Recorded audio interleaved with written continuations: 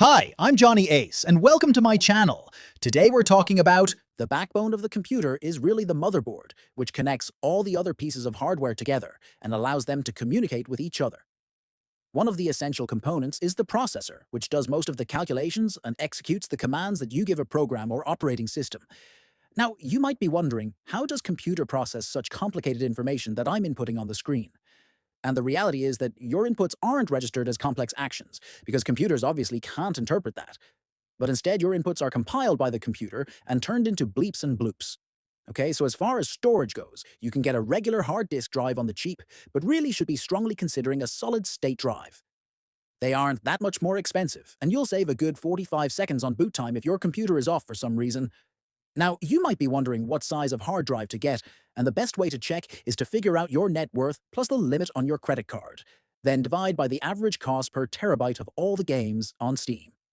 Moving on from the hard drive, we have RAM, and the RAM itself is really just temporary memory that's much faster to access than your hard drive. The reason it's capitalized is because it's supposed to be yelled, and if you're wondering how much to get, just remember that RAM is like a girl. 4 jiggly bits is all you need, and 8 is definitely enough. So, one of the most important parts of the computer is the video, or graphics card. The video card is often the bottleneck for a lot of applications, so it's in fact not too uncommon to be running 2 or even 3 of them at the same time for better performance. This setup is called SLI for NVIDIA and Crossfire for AMD. So in regular use, you would say, for example, that 3 NVIDIA cards is 3-way SLI, 2 NVIDIA cards is 2-way SLI, and a single NVIDIA card is being a filthy casual. As for the power supply, you have a number of choices. I'm personally into getting the best performance possible, so I use nuclear. The whole setup runs pretty hot, so I set up a ventilation grill on the top of the tower so I can cook hot dogs if I get hungry. As far as peripherals are concerned, you just need a good wired mouse and any keyboard you want, as long as it's mechanical and lights up.